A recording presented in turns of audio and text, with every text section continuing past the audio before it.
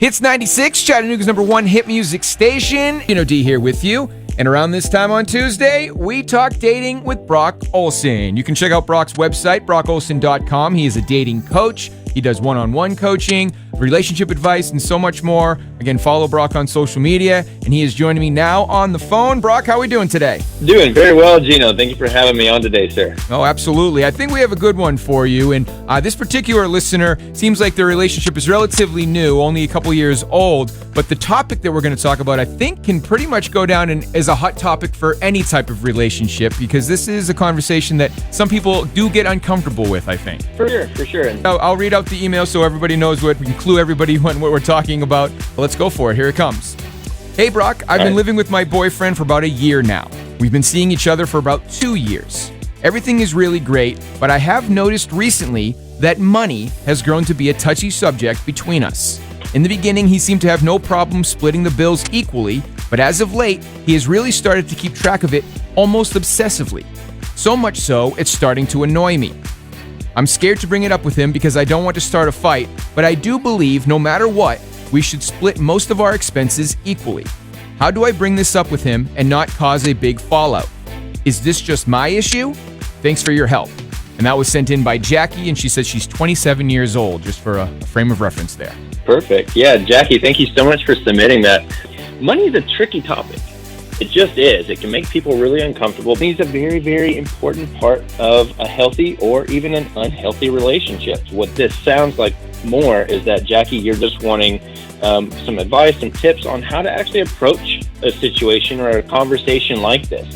Basically, what I'll do, I'll give you some advice on approaching it, but some techniques to make sure that it goes kind of in your favor and that you get out of it what you're wanting, which is, you want to be settled and you want to feel secure in the relationship and that it can keep going forward. So first of all, understand that the way that you're feeling isn't an inconvenience. Your needs to understand where he's coming from or how you guys are managing your bills, these are things that you are entitled to have settled. You're not an inconvenience, and the way that you feel is always valid.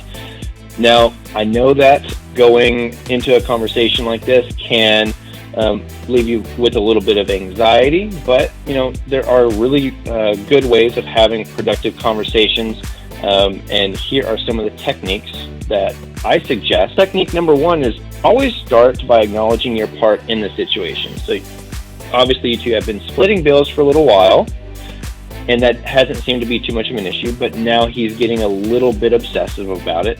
So acknowledge the part that you played in that situation, which was that you two started by splitting bills and things have been going great. Now, you just need to be able to transition that into where it's gone from that point.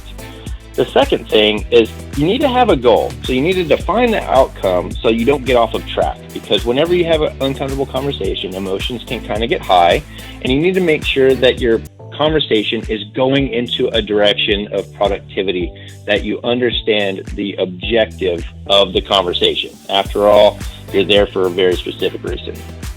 The third thing is to listen and validate their concerns. So once you've had, you've kind of gotten into this conversation a little bit and he has told you maybe why he's getting a little bit more obsessive about it, validate those reasons and concerns on his end, because the last thing you're trying to do is pit the both of you against each other. It is a team conversation. You're attacking a problem, not each other. The fourth thing is to restate that outcome. It's not necessarily going to be a fun or easy conversation, but you need to restate that so you're able to stay on track. And again, so that conversation can be super, super productive. And the last technique that I always recommend people utilize whenever they're going to have a really uncomfortable conversation is to actually practice that conversation, maybe with someone that you really trust that's not involved in the situation, or practice it with yourself. I know it sounds kind of crazy, but if you can kind of practice that conversation with yourself so you can get the emotions out and kind of rein those in, that way they don't flood over into the conversation and kind of cloud where you're trying to go and what you're trying to achieve. That is a really, really powerful technique to make sure that the conversation goes not so much just in your favor, but that it's really productive and you guys get the best out of the issue that's going on. I feel like this is a conversation that you can step on landmines pretty easily and say the wrong thing pretty quickly. Absolutely. Which is, and again, that's kind of why I say to practice it just a little bit. If that means just doing it by yourself, fantastic. But understand that, this isn't going to be an easy thing. But in a relationship that you're really prioritizing that overall health, you need to be able to come with topics that aren't comfortable and tackle those together. You're a team. So no matter how difficult the conversation is, you need to be able to do that and conquer those things together. That's really, really a sign of a healthy relationship. And if you're not able to do that productively and you're really scared of those really difficult conversations because you don't want to rock the boat or cause waves or anything like that, that's usually a telltale of two things. One, you have some undealt with trauma that needs to be addressed.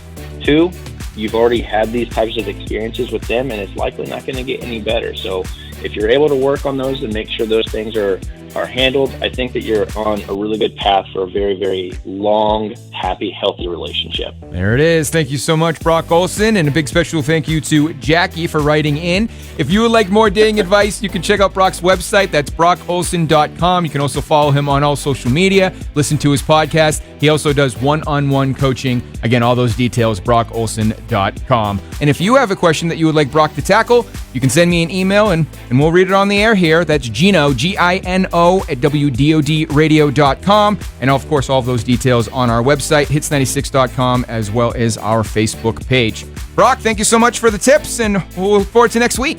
Sounds good, Gino. Thank you.